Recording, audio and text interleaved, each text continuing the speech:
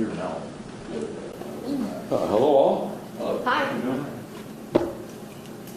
Sounds good. All right. Great break. We'll call it a day. So what's today like for you, as a defensive coach, when guys put the pads on and finally get to what football is? You know, to tell you the truth, when you go, the way that we practice in shells and in full pads, it's not really that much different. You know, I mean, when we go live on Saturday, you know, you'll get a chance to, hey, really get the idea of pads. But for us, you know, having a chance to thud and strike a guy and do all that, it's been happening for a few days. So, you know, that first day of pads was really good. And now it's, hey, how many days in a row can we stack? You know, we had a good day on now I'm trying to think, I don't even know, what day is it? It's Wednesday. Okay, so Wednesday. So our first day of pads was Saturday, and we had a good day then, you know what I mean? Then we went shells again, and so we're stepping into that. But we've had a few good days in a row, you know. I mean, the defensive line's been playing really good, and the backers having a chance to fit and actually see things as they're going to happen in real instead of just, you know, those no pad days. It's like pajamas and, you know, fit party. It's not quite the same, you know. Jay was in here on Monday and he said he wasn't pleased with the practice. Was that specifically the offensive side of the ball, or is that something that you saw defensively? You know, I don't know. I don't ever watch it from that side. I think as coaches, we always take in what we have, and then, you know, you could go out and ask the coaches who won, and everyone will say, you guys kicked our ass today. You know, it's kind of how it works. So, but it's a deal where, you know, right now, with the guys up front, we're pretty excited with those guys. You know what I mean? There's a ton of depth up front. It feels different with those guys, you know, having some defensive ends in camp and a lot of depth, and guys can rotate through and stay fresh and do their job. And inside, we got some really good football players in there that are clogging things up. So it's making it so you can say, okay, hey, what can we run here? We can tweak that. We can do some things like that because our D-line is playing at a pretty good level right now. You know, I know Bijov is a freshman, but obviously he was really highly touted recruit. What are the opportunities or chances when it comes to him maybe seeing the field this year? You know, well, a guy like Bai, like you look at what he is, you know what I mean? His skill and his specialty is pass rush. So whenever we get those opportunities, we're really trying to say, okay, hey, how far can Bai come along and play in those guys? And everybody has their own little niche in that role. You know, whether it's a corner or a linebacker or whatever, if we feel like we can find a role, something that they can do, well, we're going to try to feed them that role as much as we can because it's something they're naturally good at. Like Bai, he's naturally good at pass. Okay, let's get him in pass rush. Now we got to teach him all the other stuff as we keep going because he's not as good at defending the run game, but those steps will come. But when they're young like that, and you can say, hey, listen, here's a guy who can rush and change direction. Okay, well, let's feed him in there. Like today, we just got done with 2 minutes. You know, he had some rushes in there, and it was good to see him. You know, we'll try to mix him up and put against everybody to see where he's really at. You know. Can you talk about having Anton Swindon's back on the side as a GA and what it means as it relates to connecting with the new generation of athletes coming in? Oh, it's great, you know, to have a guy who played here, who's a Spartan dog, who's been in their shoes, you know, it's a wonderful thing. And to have those relationships really is a big key. I mean, if you talk in truth in society as it works, there's things that I can't connect with all the guys in the linebacker room with. And he does a great job with those connections. So as we talk, you know, it's like you get a complete feel for the guys. And it's been really beneficial to us, especially in the linebacker room, you know, because he's a guy that's been in their shoes, been there, and they can confide in him things that they don't feel like they can do with me because they have the different relationships, they have different backgrounds, you know, than I do. Right. So it's been, you know, all the diversity we can have is wonderful on the staff, but a guy who played here and knows what they've been through and knows how it's done. You know, he can help hold them to the standard that he wants it to be anyway. You know, just like all the rest of Spartan dogs. You know, fans see it. You know, he wants the same thing they do because he's an ultimate fan. You know, he played here. You say you're not cool enough? You know what? I'm me, man. I'm old. You know, that Twitter stuff. I'll do Twitter, but when they get on Instagram, I'm like, you know, hey, that's tough. That's tough for us old guys. I know it's early, but the first couple of days have there been maybe 2, 3, 4 players that came in and you like, oh, they're ready. You know, they're ready to go. Yeah, you know, the guys that we had in spring really are the guys that you're like, hey, you're pretty excited about. You know what I mean? The guys like the Jordan Halls. You know what I mean? Jalen Sammy came in. You know, and he wasn't here in the spring, but that guy's a ready-made football player for you. You know, you got a guy like Tamise who, hey, he's going to add some toughness and quality to the edge and do some things that you're like, geez, now that's a guy who can beat up a tight end and a 6 technique, you know, having Zion back. You know, some of those guys that you haven't had a chance to see play a whole lot, you know, it's just exciting to have, like, all of them back and they're in their fits and be able to put those pieces in there. One young man that's actually pretty good at standing out kind of on the edge, Sean Brown. We put him out there at corner. Chance Rutgers playing a little bit. We're trying to mix those guys in with the ones to see who we have. Sometimes they can get stuck going against younger dudes and they look really good, and you throw them against the ones and let's see where they really are. So they got a chance to run some with the ones yesterday and today. So we're figuring out those things, but there's some guys in there that we're excited about for sure.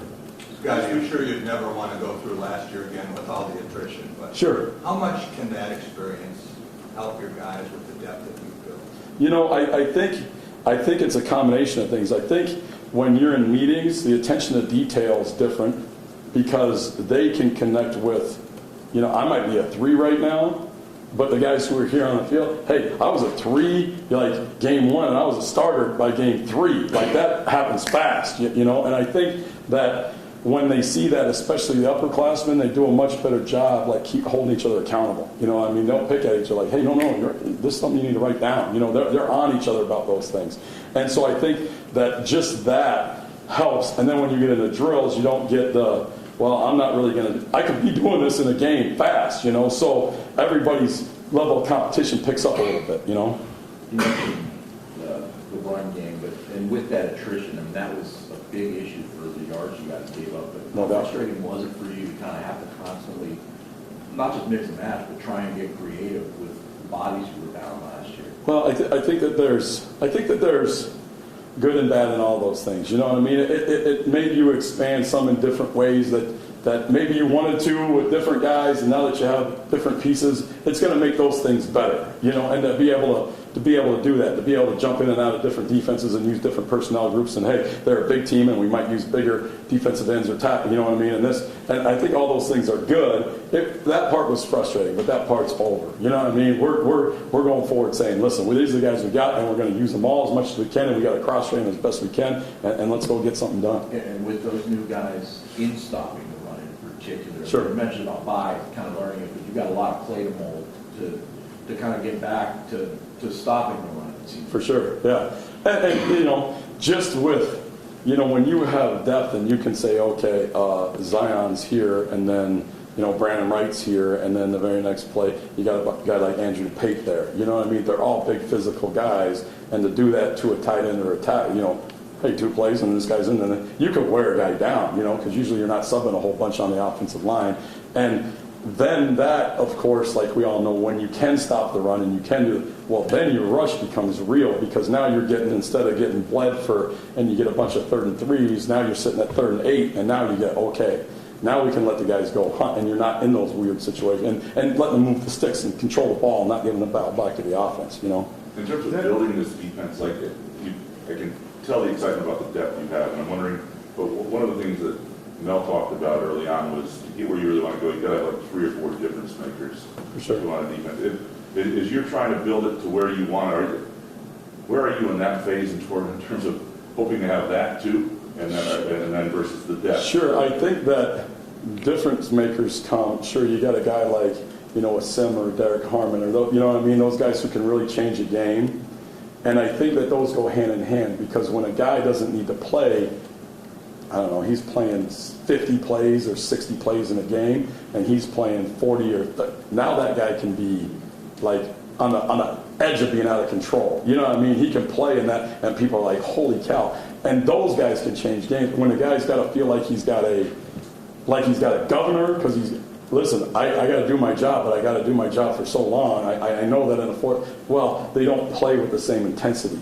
And now that you have some depth, especially up front backer-wise too, you can keep rolling guys in and say, okay, you play as hard as you can. Well, it's 3 plays. We'll just put someone new in, as long as they're not going fast, and then we'll just keep doing that. And that longevity allows guys like, even your solid players can play higher, which will hopefully allow those guys who are like, who you can see across the front and stuff like that, and backers, that they can actually play better. If you get a guy like Cal Halliday and you cut some of his reps, he's going to be a better football player, and then hopefully he can make more plays and be a difference maker for us. Coach, since you've been here, you've also had Xavier Henderson in the back line that sort of brought leadership as well as communication For sure. to the defense. Yep. How do you replace that? Have you seen any of the younger players that might be able to fill at least some of those roles? Yeah, I think that the back end, maybe it was you know, and we saw it happen last year, you know. The back end depended on X so much that when he went down, the communication got worse. I think it's a deal where everyone just depended on him. And now it's a deal where the communication and the chatter amongst the whole crew is better because he's not there. They're not letting him handle.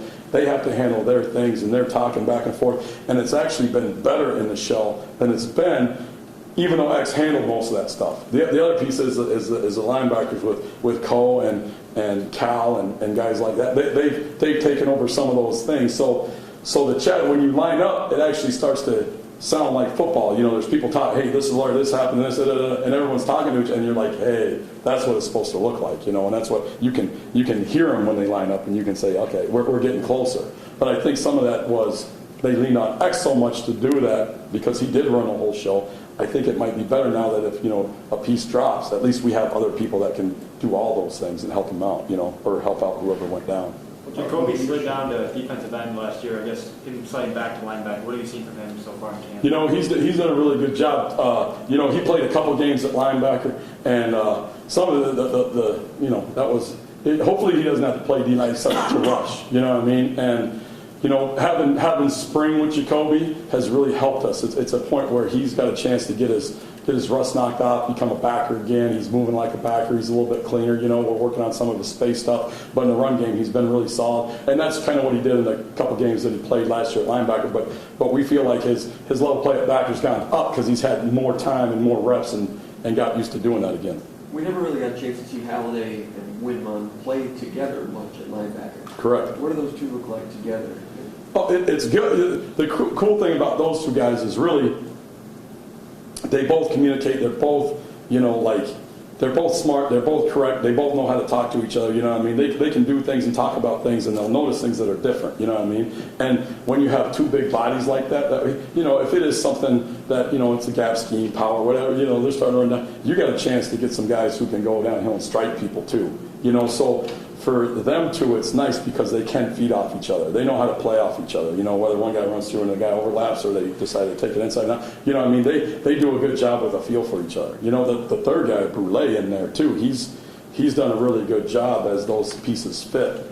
And we've been trying to mix it up, to tell you the truth. Like, playing with different guys every day with, you know, sometimes they're one, sometimes they're two, whatever, and we just kind of mix and match them so that they can get used to playing with different guys because that's how the game's going to be, to keep them all fresh. Zach used them last year, Relay and Cal, and then you had Van Sumeren went through some of that 4-3. Yes. And that's kind of, we talked about it a little bit at the end of the year, but I mean, does that allow you, I mean, how, getting to see that, is that something you can implement more? Oh, yeah, it all depends on what offensive personnel you're seeing, right? I mean, if they're a team that is going to be 3 wides or 4 wides or stuff like that, well, we don't want as many big bodies in there running around, you know? And it's something that we were trying to do with Snow when we first, you know, moved him, was to be that third guy, and he could play some stack backer and be on the edge and do all this. And really we have some different pieces that can move around, you know, because the 2 outside backer spots aren't very different. And so those 3 guys, if they're, you know, if they were to roll out there and be in, you know, 2 tight ends in the back or 2, you know, fullback, you know, like Iowa, so, well, yeah, we're going to put those guys on the field. You know, if they start to get spread out, well, then we'll take one of those guys out and let those guys roll and put in another DB. Zach Sinner over at Michigan said that, you know, the rest of the league is kind of playing catch up with them as far as, you know, how well they run the football. I mean, how do you think you guys stack up and be able to stop, you know, those very run-heavy teams, but also being versatile enough on the pass side to be able to stop that in Ohio State? Yeah, I think that all starts with, you know, like the guys up front, really, right? Let's be real. If they can condense gaps, if they can set edges, if they can keep everything running lanes down, if we can put in people and be able to do it, I think it'll be just fine. You know what I mean? I think that's one of the games that we always want to work to and beat those guys down the road. But you know, as we work, it really starts with the front dudes, you know, and then as they add people to the box, we'll just keep adding people to the box, and if they put another dude, well, we can put another guy in, you know, and I think that's the matchup. And then here's the great thing about having depth at D-line. And then when you switch to one of those pass-heavy teams, well, when you roll, rushing a passer takes the most energy out of anything, you know, and if you got guys who can beat the guy in front of them or at least make the quarterback move, that's as helpful as almost everything. You keep them, but you're making them move, you make them feel uncomfortable. Well, that's where it all starts up front, and that helps, takes the pressure off of everything behind it, whether it's the run game or the pass game. Where's Darius right now with his progress? He's doing pretty good. He's out there. He's able to do some drills. You know, he's not quite ready yet, but you know, I mean, that's an injury question for the boss. But he's out there. He's working with us. You know, he's moving around. He's doing some of those stuff. So we're excited to get him back as soon as we can. Last year, we heard a lot about the ball, and we saw that work with humble recoveries. Yep. How do you apply that to pass defense so that you go from 2 interceptions to 12? Well, hopefully we get more than that, right? That's our goal, to get more than that, just catch one. But again, to me, it starts with stopping the run, because you stop the run, then you put them in situations where we know they're going to throw. When we know they're going to throw, okay, now we can blitz, we can let the 4 guys up front rush, we can change up stuff, we can change up coverages. So now when you get the idea of pressuring the quarterback, whether through whatever it is, and messing with cover, then we get the ball out in the pass game, you know, because that's really, we know that most takeaways come, I mean, the guys did an exceptional job getting the ball off of running backs last year. But we know that the quarterback is the most likely guy to give up the ball, right? So whether it's a hit on the quarterback causing him to fumble, or you're pressuring him, however you want to do it, you know, simulated 4-man rush, whatever it is, blitzes, but if you can get those things, but those things come from winning on first down. You know, keeping them off schedule on second, and then we get a chance to rush on third. And you get those, and you get a bunch of those, or you get up in games, and you get a chance to rush late in games. Well, that's where a lot of your takeaways come from, and that's really what we want to, you know, if we can do those things on the early downs, it gives us the right to rush on third.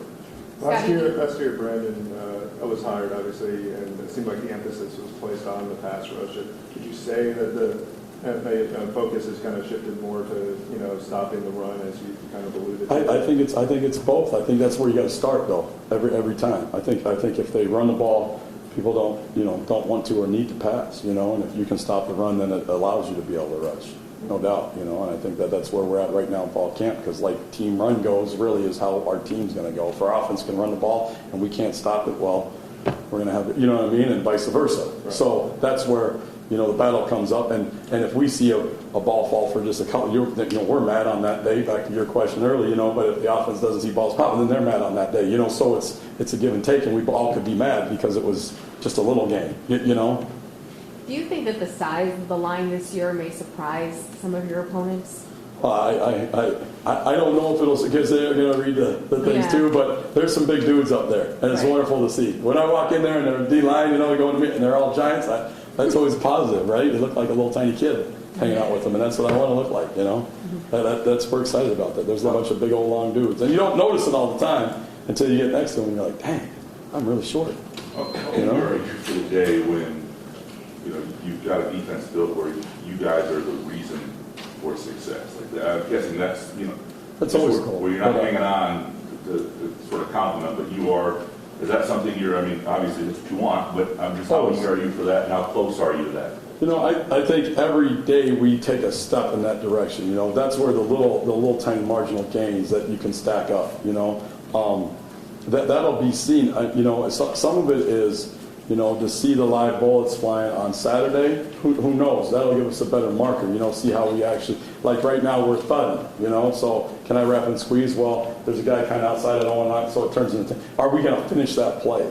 Those are the plays that, you know, on Saturday we'll be able to answer better, because those are the plays that we'll say, listen, well, you know, as an offense we could look at it and say, hey, you got knocked down right there, but as a defense, no, he would have fell forward. Okay, what is that, a win or a loss for us? You know what I mean? Is that going to be 3rd and 3 or 3rd and 5? That's a big difference, you know, and you can't see that until you can actually go live.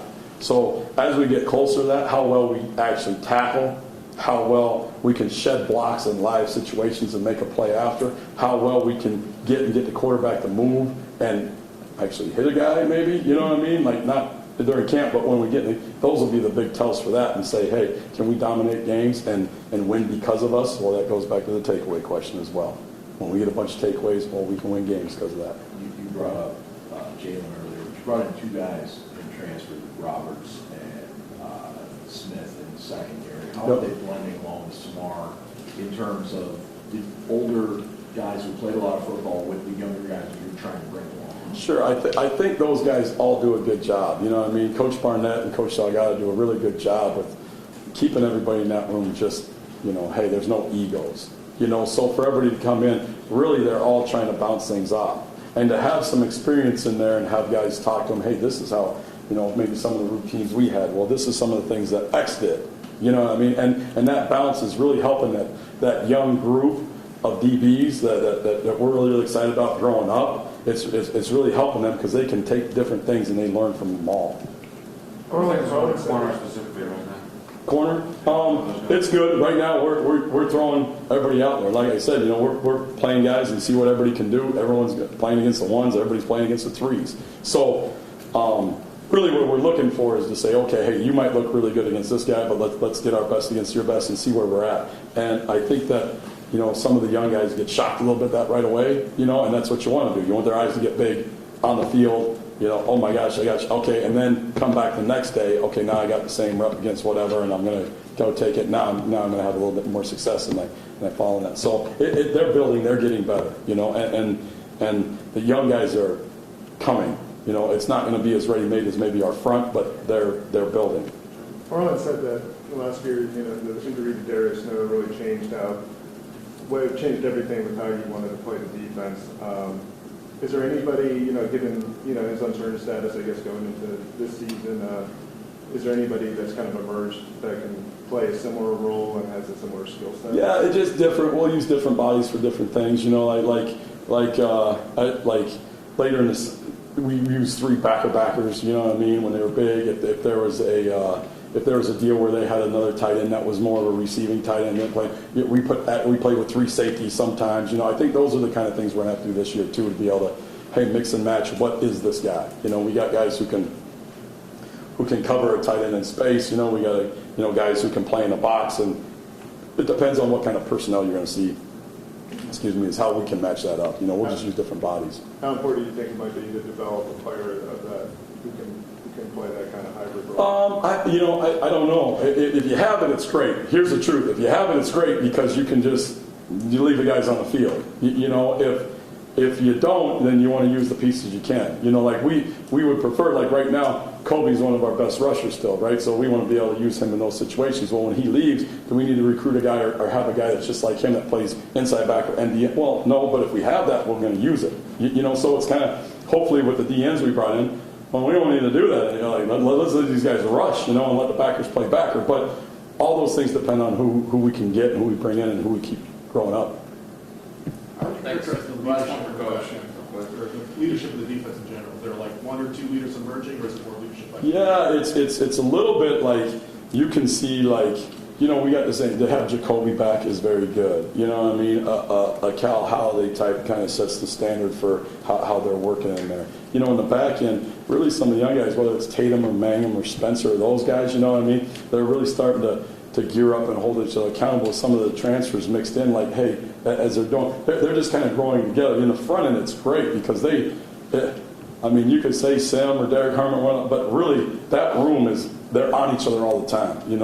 Nothing's ever good enough. Hey, even if it was good, okay, let's do better tomorrow. And they compete all the time because that, for us, is wonderful because they can compete and you can say, okay, that guy can play right there. And then that guy, then it ups the level all over the place. So it's been good, but we have some good guys that hold guys accountable in rooms and overall as a defense with the 2 backers, So, all right, thanks for your time. Good seeing you.